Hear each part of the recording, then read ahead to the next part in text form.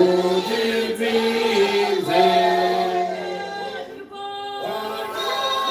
Munevenga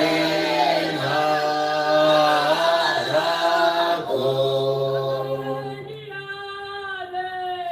Hallelujah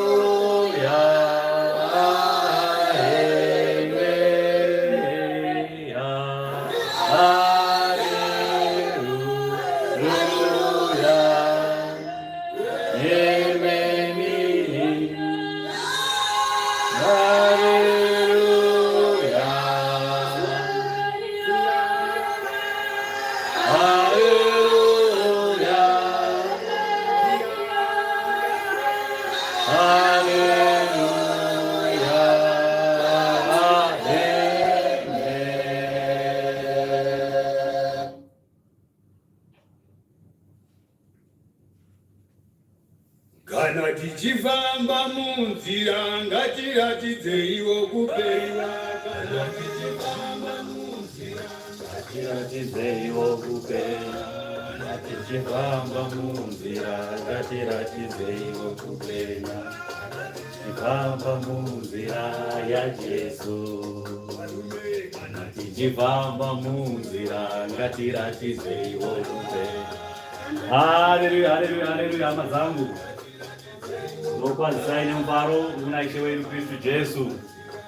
It's nice to be here. Zvakanaka kuva pano. Tinokudza Mwari nenguva ino yatipa. Nguva yekudya zvomweya.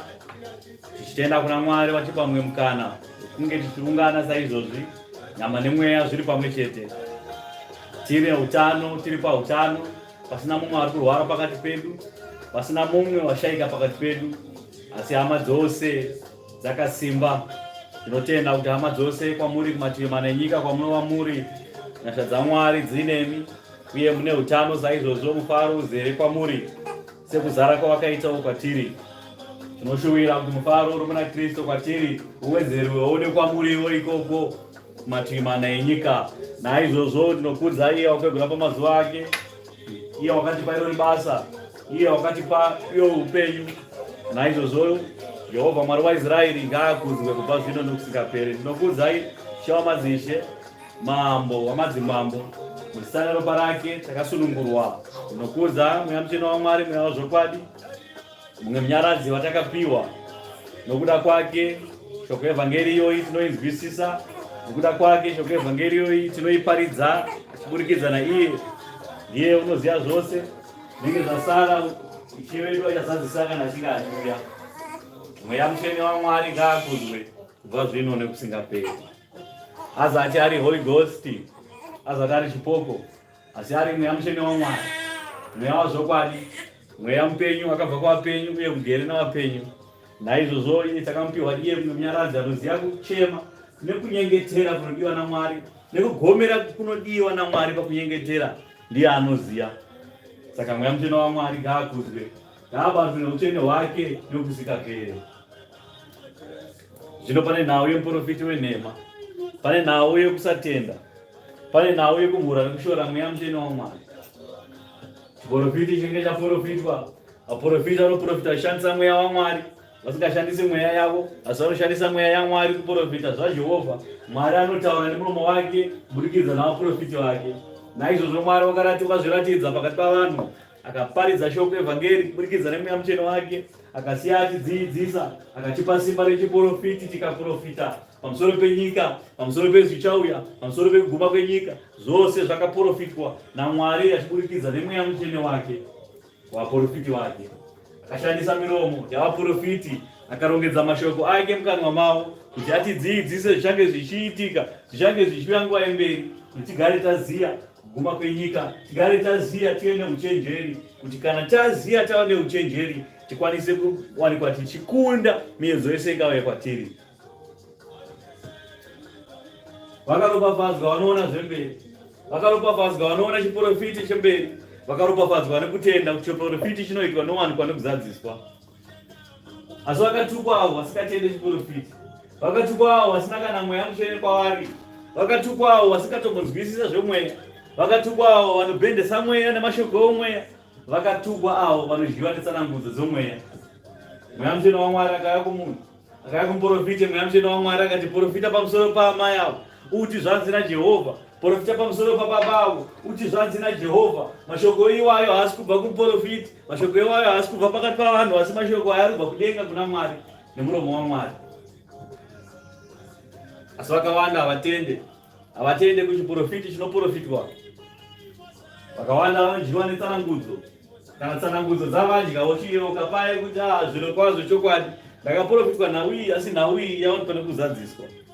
Zvino chimwe chiprofiti hachifaniri kuzadziswa, chimwe chiprofiti chinofanira kuzadziswa, asi pane chiprofiti chisingafaniri kuzadziswa, sechiprofiti cherufu. Zvitakuprofita aya mai kuti imimi mukasanamata taona mafa machererwa, hama dzenyu dzikasanamata taona hama dzenyu imimi dzafusirwa. Chiprofiti ichocho tenzikade kuti chizadziswe, nokuti kuzadziswa kwacho zvinoreva kuti pafiwa, zvinoreva kuti pachava nekuchema nekugenda kwameno. Zvino isu hatifarei nezvinhu zvakadaro. Mwari haafari nezvinhu zvakadaro. Mwari haafari nerufu romutadzi.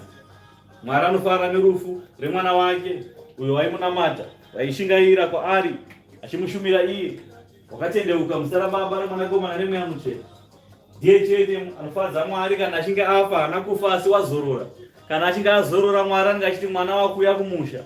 Kudenga kunoitwa mabiko makuru, kunenge kune mufaro mukuru. Unenge wakafira muna Kristu.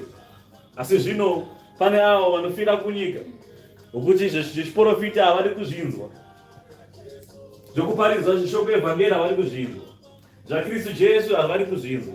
Hapana kana chimwe nechimwe chavangade kuti vanzwe, asi chavanoda kuti vanzwe ndechekuti uchafa nemari, uchava nemari yakawanda zhinji. Ndaona zvimaropafadzo mazhinji kwauri, ndo chiprofiti chavanoda chavanotsvaga. Zvino chiprofiti hachinongedzere kuti chinoprofita zvakati nezvakati, asi chiprofiti chinonongedzera zvenguva yemberi, kuti varipo vatende, vasati vatenda vagotenda nechiprofiti chataurwa ipapo, kuti iye vaprofiti vachiprofiti ichocho atendeuke. Kana chiri chiprofita chekuti atendeuke, anofanira kubva atendeuka. Kana chiri chiprofita chekuti aye vacharopafadzwa, chiprofiti ichocho chinofanira kuva nesimba kuti pamusoro pake, kuti kana zvaitwa zvazadziswa, kuti agotenda Mwari, agokudza Mwari kuti zviro kwazvo tiri kufamba nemweya wazvokwadi, naizvozvo Mwari wakandirangarira, ndofanira kuti nditendeuke, ini nemhuri yangu tinamate Mwari. Zvino vakawanda vanodyiwa netsanangudzo, vanoti kana vatendeuka, vachinge vatendeuka vanobva vatoti ayo vakaa, kana varopafadzwa, maropafadzo aiye kana achinge auya vobva vadyiwa netsanangudzo. Tsanangudzo dzichiita ayo amai ndaona maropafadzo, aiwa baba ndaona maropafadzwa nenguvayo, asi ndazoona tsoka dzenyu dzaakuita shoma patemberi yaMwari. Kunamata kwenyu kwakanga kwaderera, takaona maakuita zvenyika, maakuzongera kunyika. Zvino mourayiwa here nemaropafadzo? Zvino Mwari oropafadza vanhu kuti varasike here? Mwari haana kunza chiprofita chake kuti vanhu varasike, uye chiprofita chaMwari chakaiswa panyika kuti vanhu vaponeswe, kuti vanhu vayambutswe. Asi kana vanhu vachinge vaponeswa, panofanira kuva nekutendeuka kwavanhu. Vanhu ngavatendeuke, vanenge vaponeswa vanhu votendeuka.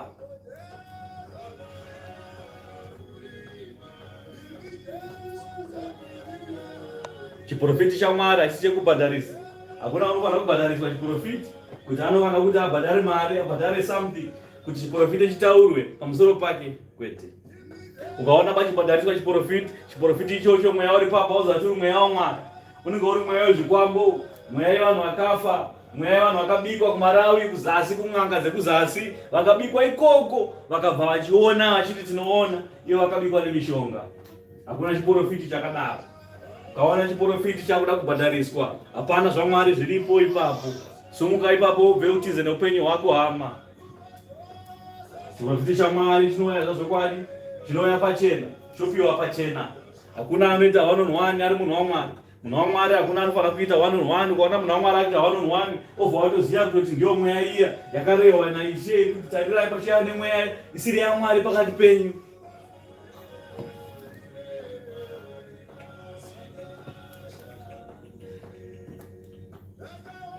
Zvakaoma. Ngatipinde mubhuku. Profiti wenhema. Kuna vaprofiti vazvokwadi kwete vaprofiti vanhema. Zvinonyengeterai kuna Mwari kuti Mwari akupei mweya wekunzvera mweya. Kuti unzvere mweya uone kuti mweya uzati waMwari uyu. Zvinotoda nyasha dzaMwari izvozvo kuti dzikubatsire kuti uone zviro kwazvo kuti mweya uyu hauzati uri mweya waMwari uri kuita zvinhu. Ndakuyambutswa mweya wechina unokuyambutsa. asi nhaka haisi yekuyambutswa chete.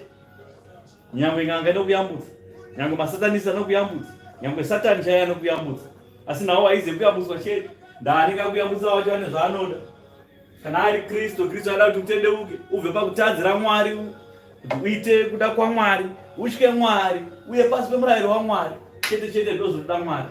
Haadi zvakawanda zvizhinji pamusoro pako. Asi iwewe zvino kana uchinge wapiwa neng'anga, uchinge wapiwa naSatani, uchinge wapiwa iwewe nekubata obva wapiwa ikoko, ivavo vane zvavanoda. Vakawanda vanoda ropa, vakawanda vanoda kuita mabasa ezvakaipa, ungochani, kusanganisira ungochani ikoko, vakadzi vakawanda babarika ipapo, kubata mishonga, kuchekeresa hama dzose. Ndo zvinoda mumwe Satani ndiabhose, kuti akupe simba, akuropafadze, ane zvaanoda pauri. Zvino mweya muchena waMwari akauya pachena, takamupiwa pachena, takamukumbirwa naMwari. Mwari akakumbira kuna Mwari mweya muchena wake, akakumbira akati aiwa zvandakubva panyika, vanhu ava vangasare vari voga. Naizvozvo ndokumbira Ishe kuti muendese mweya muchena wenyu kuti asare navo, avadzidzise zvose zvofanira kuti zviitwe. Zvinenge zvasara zvacho ndichazadzisa kana ndichinge ndichiuya. Naizvozvo tine kutenda kuti takapiwa mweya muchena waMwari, mweya wezvokwadi. Ndinoshamisika nemasabata. Masabata anotiiswa atiite zvomweya. Vanotiiswa atiite zvomweya, basa redu hatungamiriro nemweya, atiite zvomweya, zvipo zvomweya hazviko kwatiri.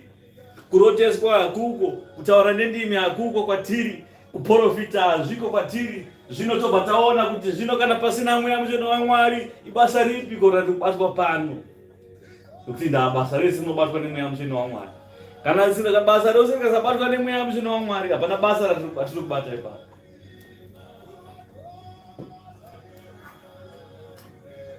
Munomhurireko mweya muchena waMwari? Munodi kupisireko simba raMwari zvakadaro imi masabata?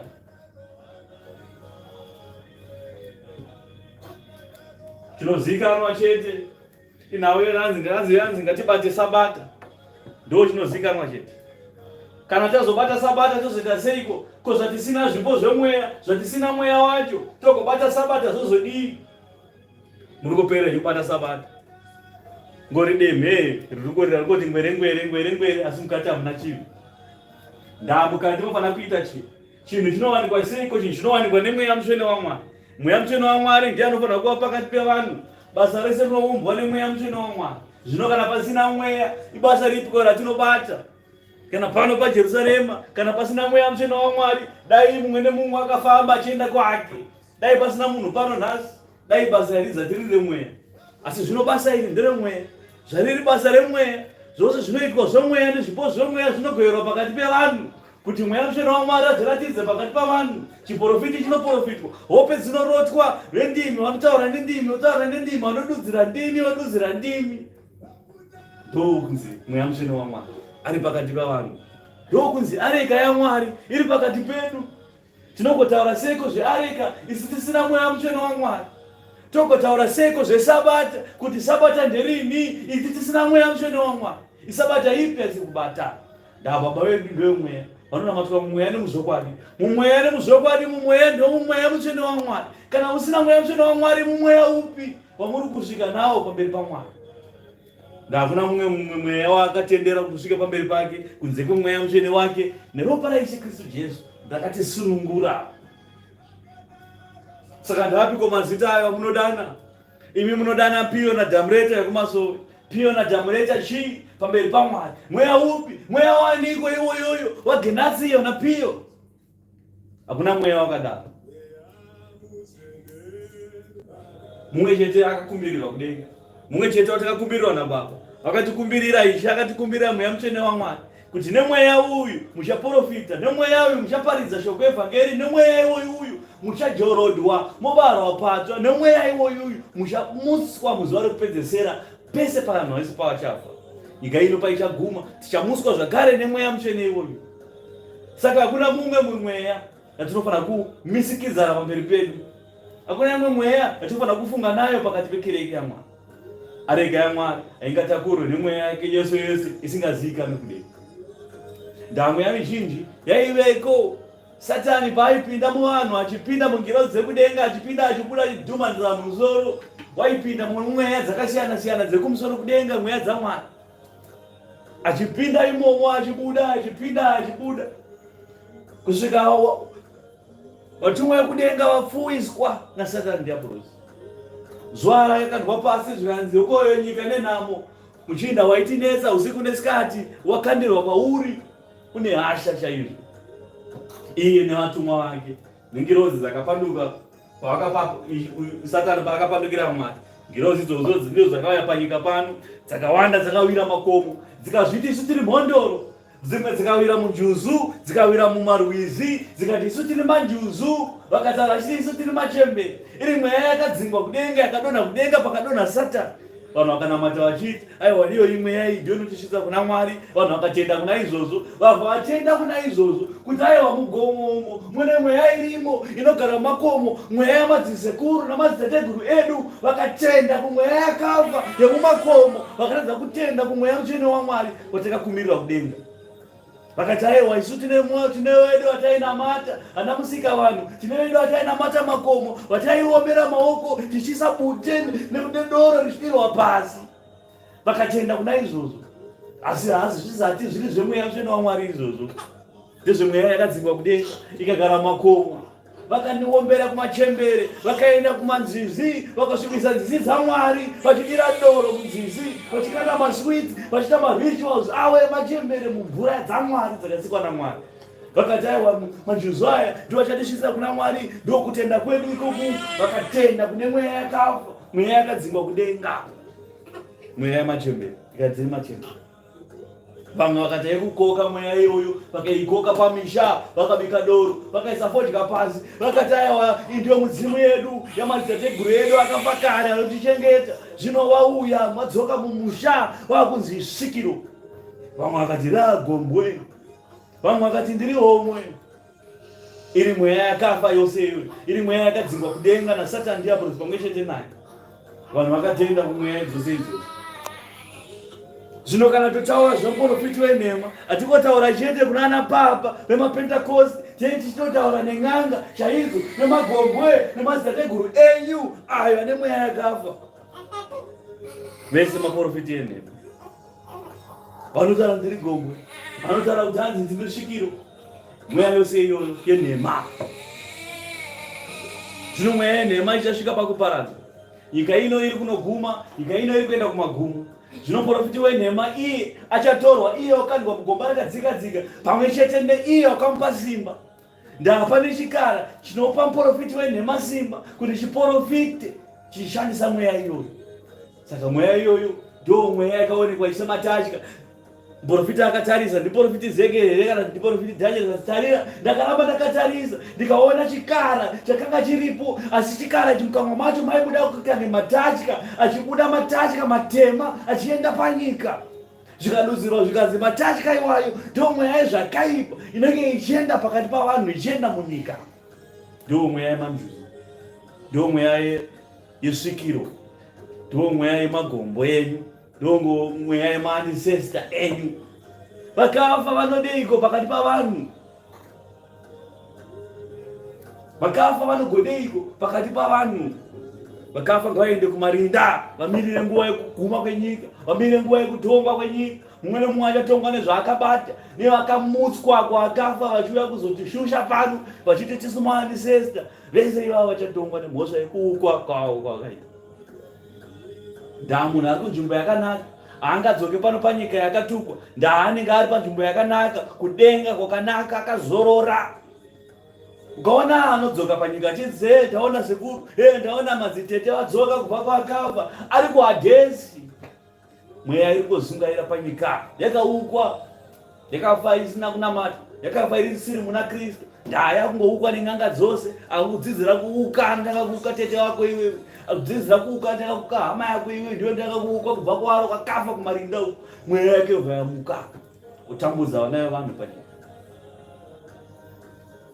Imwe inouya kuti mutende kwairi, mutende kuti aiwa vakafa ane simba, mutende kuti aiwa vakafa vari kutarira pamusoro penyu, muupenyu hwenyu. Vakafa havana chaanokutarira. Kutenda ikoko ndokwaanotsvaga. Kana usvika watenda iwe kune zvakadaro, kutenda kwako kuna Kristu kunenge kwatofa. Munhu akadaro haangatende agobatira madzishe mairi kuti anobata achibatira dzishe dzekumusoro kudenga agobatira nedzishe dzepanyika pamwe. Hakuna zvakadaro. Ukaona munhu akutenda kumasvikiro, munhu uye achatenda kuna Kristu. Ukaona munhu akutenda kuna Kristu, zvemasvikiro izvozvo azvifana kusvika kwaari. Ndo zviri.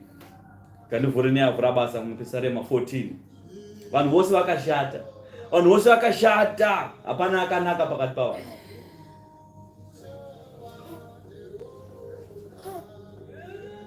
Madzitateguru ako aunoti madzitateguru, maancestor aunoti maancestor. Akafa izvozvo akapondwa abatwa nemukadzi wemunhu. Ndiye akudzoka akuti ndiri ancestor ndokutarisa iwewe upenyu hwako. Iye akapondera upombwe. Vamwe vakafa nemukondomera kare kare ma80s. Ndo ama kuti maancestor. Munhu akafa achizvirwarirawo zvake, achitamburawo zvake. Ndo vakuti maancestor. Vamwe vakaurayiwa nemabhunu kuhondo, vakaurayiwa pahondo yechimurenga. Ndo vakudzoka nhasi akuti aiwa tisu maancestor enyu, tinoda kukuchengetai. Ndo vakatadza kuzvichengeta muhondo yavakarwa, vakakundwa namabhunu. Nhasi vanotichengeta. Mweya yaSatani diablos. Tinoda kubhilivhisa vanhu, vakubata vanhu kumeso. Hakuna zvakadaro. Mweya yose iyo yakashata, haina kunaka. Sokuipa kwakaita vanhu nhasi pano panyika, hapana akanaka pano panyika. Akanaka mumwe chete wekumusoro kudenga. Nyangwe Mwari wakataura, Ishe akataura akati unonditi wamudzidza akanaka, handina kunaka ini mumwe chete akanaka, ndibaba wekumusoro soro. Saka iwe kuti vana gombwe akanaka, mweya yavakafa yakanaka, mweya yana madziteteguru edu yakanaka, zvose nezveun'anga zvakanaka. Hapana chakaipa. Pamberi pako iwewe nemeso ako, zvose zvakanaka. Aiwa hama dzangu, vai vanhu vakasvinuka, vai vanhu vakapepuka. Kana mafunga kunamata Mwari musava vanhu vakazungaira. Mweya yavakafa ngaibve pakati pevapenyu, ngavaende kumarinda. Vanokutungamirirayo vacho vakaipa, vanotungamirirwa vacho vakaipa, madzibaba vakaipa namadzimai akaipa, vakomana izvozvi vaipa, vasikana chaivo vaipa. Hapana akanaka. Hapana kana vatinoona mumwe chete tikada kunongedzera, hapana wakanaka pakati pavo vose.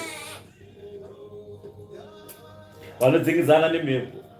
Mambo Soromoni wakasiya vataura kati vanodzingidzana nemhepo. Ndakadzingidzana nazvo zvose asi zvose hazvina kwazvakanisvitsa. Ndakatenderwa zvose asi zvose hazvina kutenderwa kuti zviitwe kwandika. Kutungamiriro kuimba Pisarema raDhavhidhi. Benzi rakati moyo maro Mwari haako. Vakawanda vanodaro. Moyo yavo vanotaura kuti Mwari haako. Anzi ane Maponga, Bishop Maponga wekudzingwawo, wakadzingwa kuchechwa, akadzingwa nekusatenda kwake nechivanhu chake, akavhura rake Bhaibheri, akanyora rake Bhaibheri Maponga. Akanyora akati Mwari haako. Ndo vakanyorwa muBhaibheri pano. Zvikanzi benzi rakati moyo maro Mwari haako, vaine vana Maponga vanofamba vachiti Mwari haako, vachipikisa shoko evhangeri yaMwari, vichitaura nemashoko euchenjeri ekuchikoro kwavo kwavakadzidza. Vakati isusu takadzidza chaizvo, zvakanyorwa muBhaibheri hazviziri izvo. Vakapikisana neshoko evhangeri yaMwari, nekuprofita kwaMwari vakakupikisa, vakapikisa zvaMwari zvacho, vakati Mwari haako. Saka vanhu vakaipa. Kana kuchikoro kwakudzidzisa vanhu kuti Mwari haako, kuchikoro kwacho kwakaipa. Malekchara yenyu akaipa, maPhD yenyu akaipa, madokta yenyu akaipa. Hapana akanaka. Madokta akadzidza kuchikoro, apedza kudzidza akati ngatibaya neCoronavirus. Vakabaya nyika yese Coronavirus nekudzidza kwavo ikoko. Vapedza kudaro vakawirirana kuti aiwa abortion ngaitwe, vada kubvisa nhumbu ngavabvise. Vakawirirana saizvozvo. Izvo zvikodudzira chete kuti vari kuti Mwari haako. Mapenzi mazhinji panyika. Vanhu kwavo panyika vashoma. Mapenzi ndo mazhinji. Mapenzi asiri aya munoona ari mujairo zhira ari mufenzi aya kwete. Haaziriwo mapenzi anenge achitaurwa. Mapenzi chaiwo. Vaya vanoti Mwari haako. Ndo mapenzi chaiwo.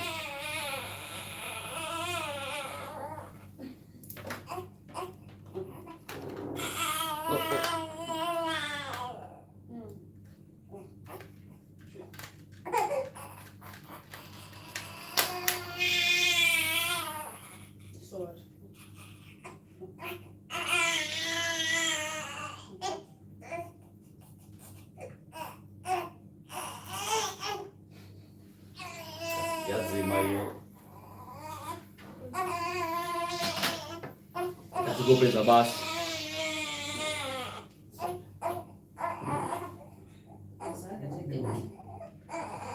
benzi rakati mwoyo maro Mwari haako. Vakaora, vakabata mabasa anonyangadza, hapana unoita zvakanaka. Jehovha ari kudenga, wakatarira pasi kuvana vavanhu kuti aone kana wakachenjera aripo unotsvaka Mwari.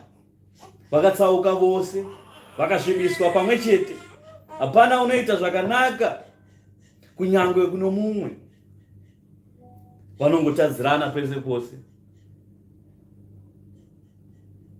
Amai vanopanikira baba, baba vanopanikira amai, baba vanopanikira vana, vana vanopanikira vabereki vavo. Pakati pavo vose hapana mutsvene, pakati pavo vose vanongopanikirana. Hapana rudo, hapana kunzwanana. Mapenzi futi iwa. Kwete ari mufenzi, ari kuzimke aya vatoro vanhu.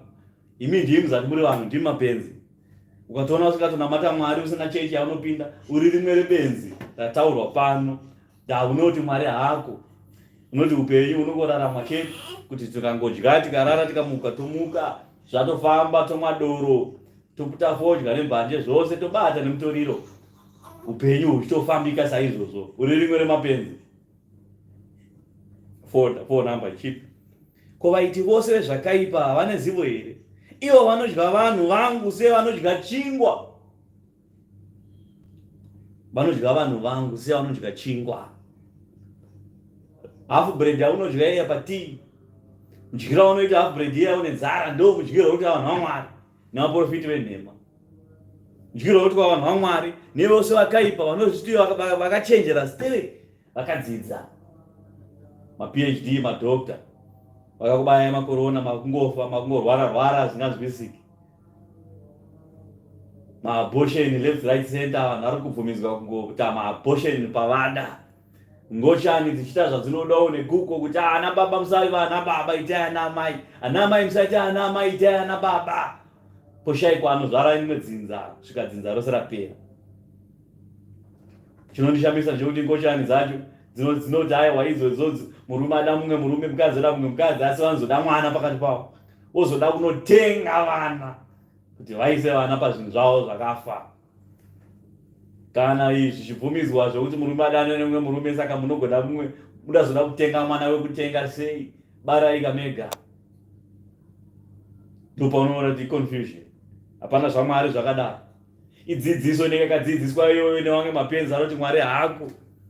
Vacho vanosvito vakadzidza vanenge vachisimbisa zvakadaro kuti aiwa murume zvakanaka kuti murume ari mumwe murume, mukadzi ari mumwe mukadzi, zvakanaka, takadzidza chaizvo, tisu tinoziya. Obva vada kudzidzisa nesu kuAfrica kuno. Zvinzi imwe kuAfrica muna kudzidza, taisiyai zvakadaro, murume ari murume, mukadzi ari mumwe mukadzi. Zvino pano paJerusarema tinoti kwete.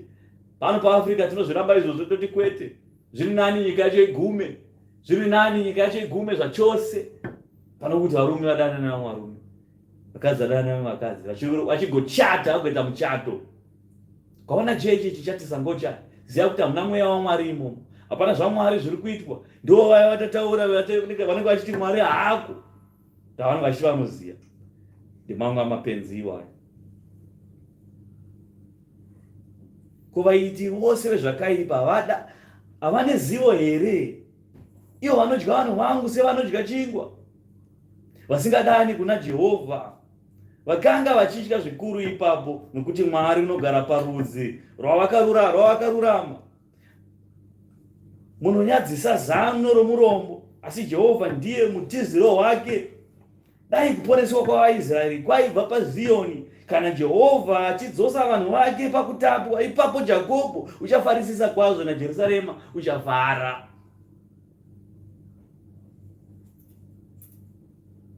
Dai Mwari anamatwa munyika dzose, dai Mwari anamatwa paJerusarema, dai Mwari anamatwa kudzimba dzeZimbabwe, kuti vanhu vaponeswe.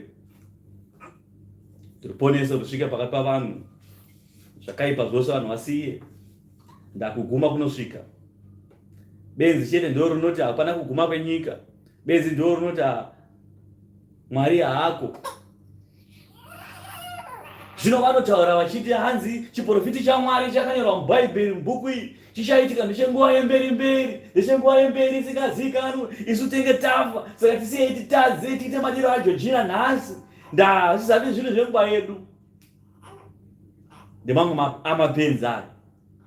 Vanofunga paupenzi, vanofungisa kuti shoko raMwari kana richinge rataura rinoitwa nekuda kwavo uye rinoitwa nenguva yavo. Asi panguva yaMwari anoti hapana shoko randinotaura rinodarikira nguva yaro. Kana nguva yakwana yeshoko raMwari inozadziswa. Vakawanda izvozvo vakaprofitwa zvikanzi nezuva rakati muchaita zvakati. Vamwe vakaprofitwa nezuva rakati muchava nevana vakavabata maoko vana. Zuva yakasvika, nguva yakasvika, misi yakasvika.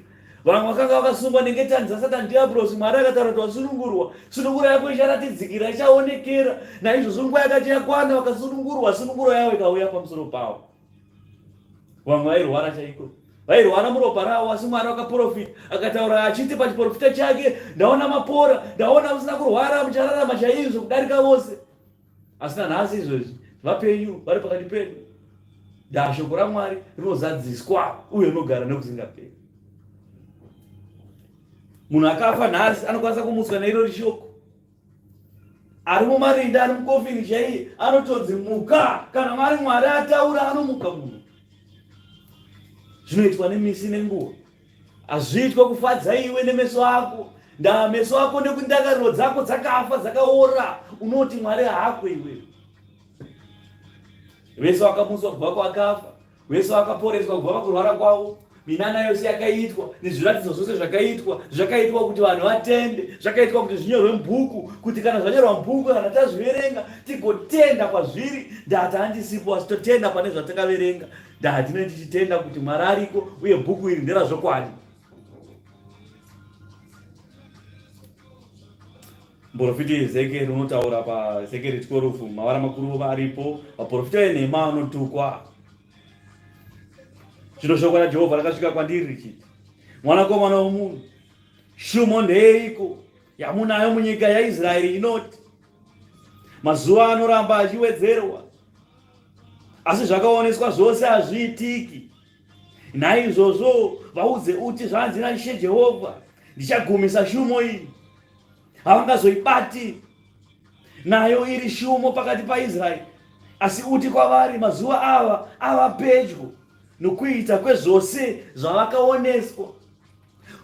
Mazuva ekuguma kwenyika, tichikuparidzirai tichiti tarirai, ushe hwekudenga hunoswedera, kuguma kwenyika kunoswedera, nyika ino ichapetwa sebhuku. Tarirai nyika yakunoguma, muchitaiwa mazuva emberi, haadzatari mazuva anhasi. Asi tinokuudza hama nchiti nhasi mazuva iwayaya, Ishe ari kuti shiwo yamazuva iwayaya muri kuti iri kure, iripo nhasi. Nguva iyoyo yaizoti ichizopfuura. Zvakwamuri uchiti Ishe akataura 2000 years ago achiti garai chinguva chiduku ndiri kudzoka. Mukafudza chinguva chiduku chiri kudzoka ndechekumba kwenyu, asi chinguva chiduku chaari kudzoka chinguva chiduku chekudenga. Zuva rimwe chete kuna Mwari 1000 years. 1000 years pamberi paMwari izuva rimwe chete. Saka Mwari akati garai chinguva chiduku, ari kuziva kuti panga mazuva matatu. Kana ari mazuva matatu 3000 years, imimi munorarama manganiko. Vamwe vakanda vasvike 50 papa. Hamutombopedza zuva raMwari hamupedze. Munofananidzwa imimi nesauti inenge yakandwa mumhepo pamberi paMwari. Munofananidzwa sedhasti, sedova, tikanhonga marasha isusu, dota kubva pamoto tokanda mumhepo. Ndo upenyu hwemunhu pakurarama panyika ino. Munhu anorarama kaupenyu kadikidiki, ikaka kadikidiki, ndo kaanoganza nako, ndo kaanozvikudza nako, kaupenyu kadikidiki ka. Obva amhura shoko raMwari achiti shoko raMwari nderenguva yemberi, nderenguva yekure. Iye achirarama kapisi keupenyu.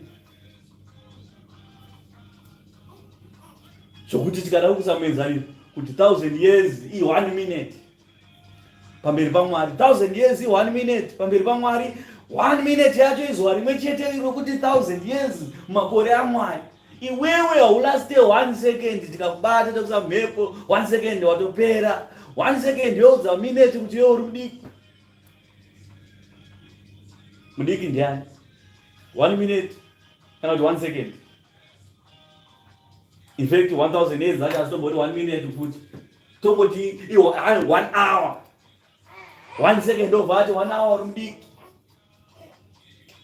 mutemo wamakaisa uite munoti nyika inoguma seiko iwo wasitopedza 1 day ramwari ndio uri kubonga kuti aiwa mazuva acho ari kupera mazuva acho chiprofita chenyu ichi chisingazadziswe muri kungobonga bonga muri ikoko vamwe vati rikatisanodyika nyika rutivi voita madiro aJochina vachitadzira Mwari vachiti aiwa tichanamata zvedu kana nguva yosvika tichanamata zvino wakaipa anouya kuzoba upenyu hwako rufu anouya setsotsi rufu haakushumi zvinakuuya vaya vanorwara vaya vanotasvika pakurwara ndo vanhu vanofanira kutonamata iyo vaya kuti munhu anosvika pakurwara obva apona obva ati achinamata omona adzokera kuti mbava akangana kuti akapona nekaburike tsono kadikidiki kana uri mumwe akamborwara zvekuda kufa muenzaniso iyoyo wokuti chiratidzo ichocho chokuti unofanira kuti utende unamate Mwari wakanga waenda iwewe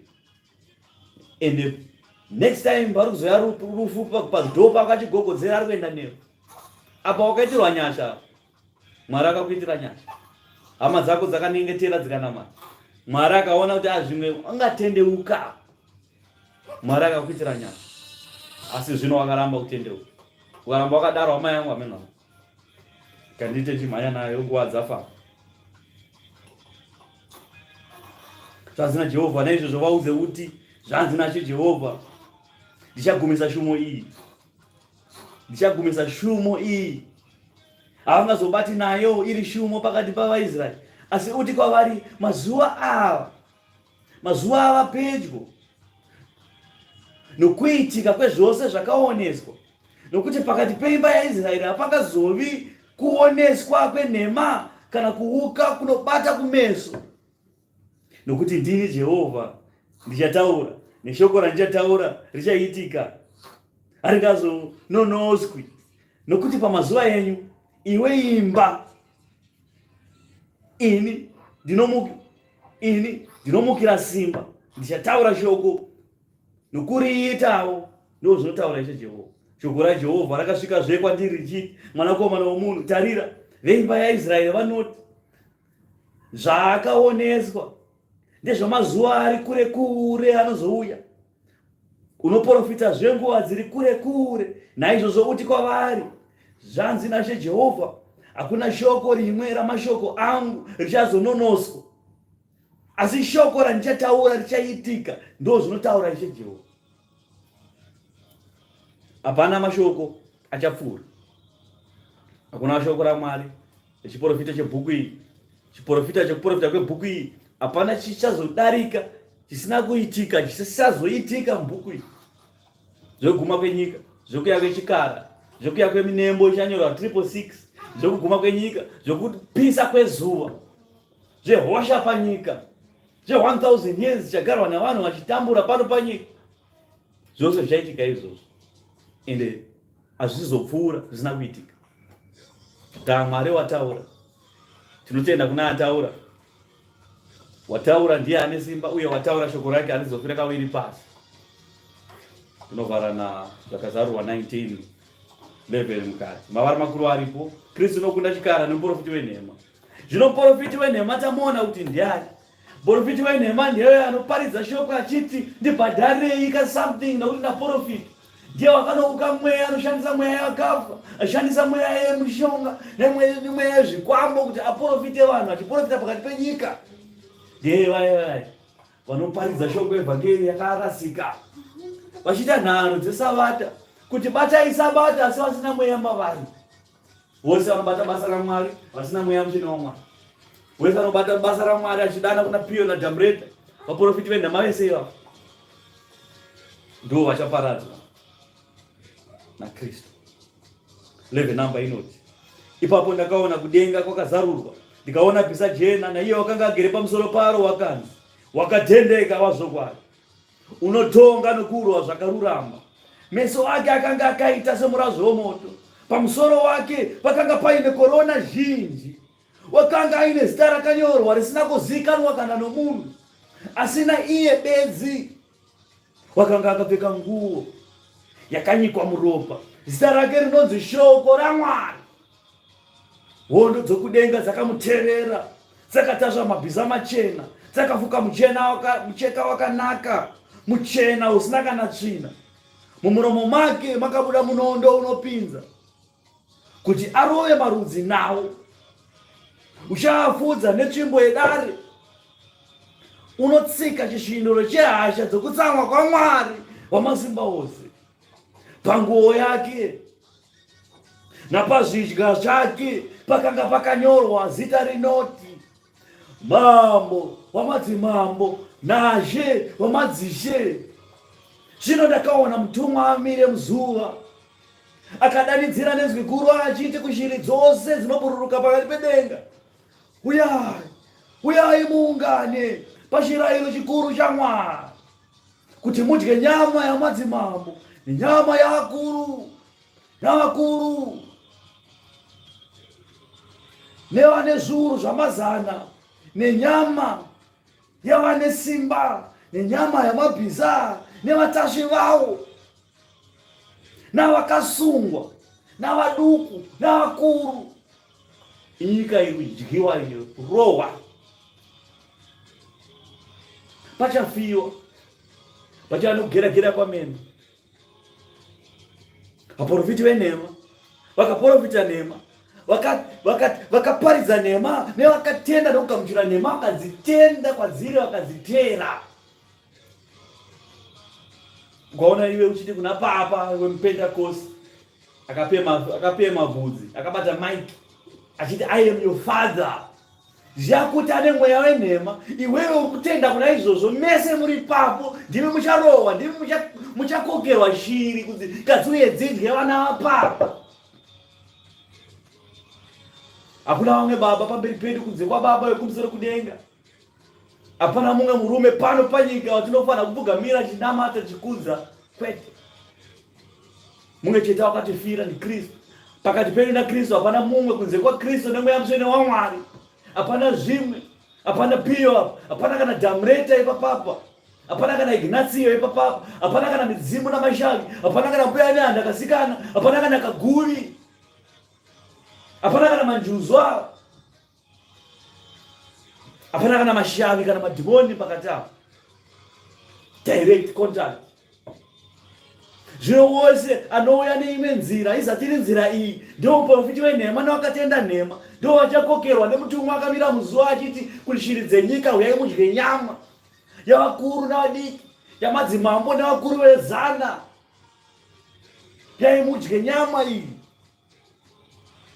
Zvino ndakaona chikara chiya namadzimambo enyika nehondo dzavo vakaungana kuti varwe naiye wakanga akatasva bhiza nehondo dzake. Ipapo chikara chakabatwa pamwe chete nomuprofita wenhema, wakaita zviratidzo pamberi pacho zvaakanyengera nazvo.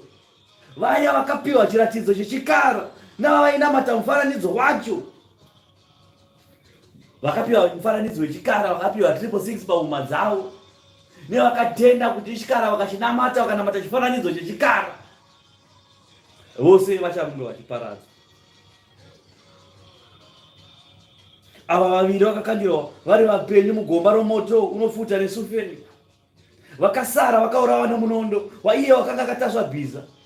Wakabuda mumuromo make, shiri dzose dzikaguta nyama yavo. ZvaMwari zvinotyisa. Ukaona usingatye zvaMwari, ziva kuti zvimwe wakaponesa, kana kuti zvimwe wakagara tatata. Pfungwa dzako hadzifunge, hana yako haitorovi, mabasa ako haasitombopise pamwoyo pako, mabasa ezvakaipa ako. Zvimwe uri mutsvene, zvimwe unozviti mutsvene. Aiwa, nguva ichasvika, mutsvene achaonekwa pachena, mutsvene waMwari. Vachapona, vachabuda pachena, vachaponeswa naMwari. Kuungana tiri pakereke tichiti aiwa tikaungana pakereke, kereke isina mweya mutsvene waMwari, tiri vamwe vari kutenda kumweya yakafa, vari kutenda kumufananidzo wechikara. Basa nderemweya. Kana pasina mweya mutsvene waMwari hapana zvatiri kuita. Tiri vamwe vari kutendawo kumweya yenhema. Ukaona uchipita bhizi, imi vesabata, masabata, mukaona muchipinda bhizi yekuti anharo kuti sabata nderini, musina mweya mutsvene waMwari. Chenzi mutsvage mweya mutsvene waMwari, muparidzire vanhu vaMwari, vanhu vasunungurwe, vaprofiti vaprofiti, vendimi vataure nendimi, zvipo zvemweya zviratikidzire musabata menyu imomo. Bhizi kuteki kuti aiwa sabata isakati, imimi mesani makarasika momhanya nevhangeri yesabata, muparidzira vanhu sabata, kutadza kuparidzira vanhu Jesu. Hakuna zvakadaro. Tendeukai imi wesabata, tendeukai imi wekumasowe, unodana kuna Piyo naDhamureta. Apakati pedu naKristu hapana mumwe, hapana muturikiri. Vayanzi toturikira mweya, isu mweya iwoyo, mweya wakaipa iwoyo, mweya mutsvene waMwari hauturikirwe. Ngepapiko patakaona kuna profiti Daniel, profiti Ezekiel, maprofiti ese mubhuku iri, Jeremiah,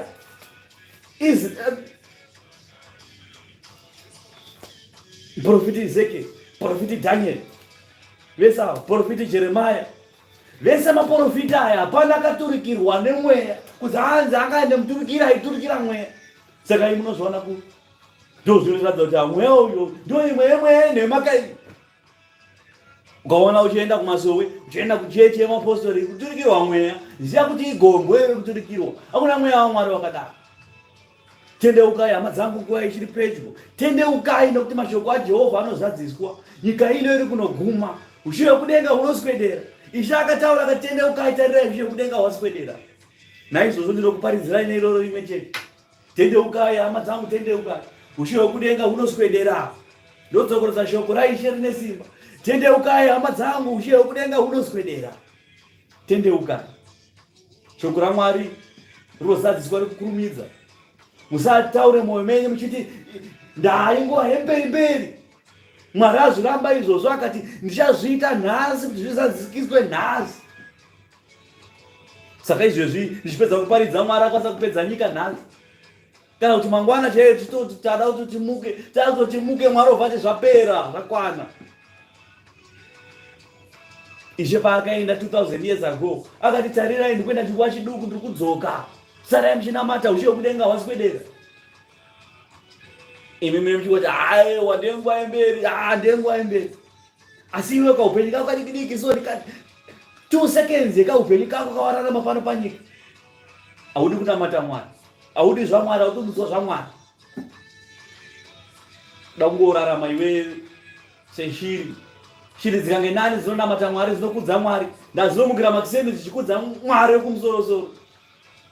Iwo ndamuka pakati pemasikati vemabasa vaenda neurombe hwako, udamuka pazuva rabuda rakupisa, so obva wamuka, anzi ndamuka murume uyu. Una murume akadaro. Denga kupinda narume ane nyope kudaro. Kusaenda kubasa zvireve kuti zvaita urombe. Kana usikaende kubasa, buda muka nguva yakanaka. Unomuka munhu wechirumana muka womakiseni. Kana usina zvokuita womboita kumaexercise. Kana kutanga nekuenda kusowe first 6 o'clock, wabata 6 o'clock, omunonamata ikoko, wakubva ikoko kuenda kujimu dzako, ochidzoka. Kana uchizorara uzorarako pakatapa. Kwete kuda kuenda teki kurara ngemagetsi. Ushe hwekudenga hunopindwa navakangwara navakachenjera. Ushe hwekudenga hunopindwa kune vane vakazarurwa kutenda naMwari mavari, vane meso anoona zvakavanzika izvi, kuti munhu anoti anonamata Mwari haapedze zuva rese akarara. Iye Mwari chaiye harari, vatumwa chaiyo vekudenga harari. Usiku nesikati vanenge vachinamata vachikudza Mwari. Iwewe wopiwa mukana wekuti chimborara oraiti ozomuka, chimboenda kukabasa kako oraiti ozomuka, ozouya Sunday tozonamata. Sunday yacho haudi futi, kunamata kwacho pamba haudi. Saka chaunda chii? Aiwa, ane nzeve dzokunzwa ngaanzwe zvinoreva mweya pakereke. Anzwa rekutanga kukuzwa nekubhuya namasimba ose ngazvive panzvimbo yake Jehovha kubva zvino nekusingaperi-peri. Amen.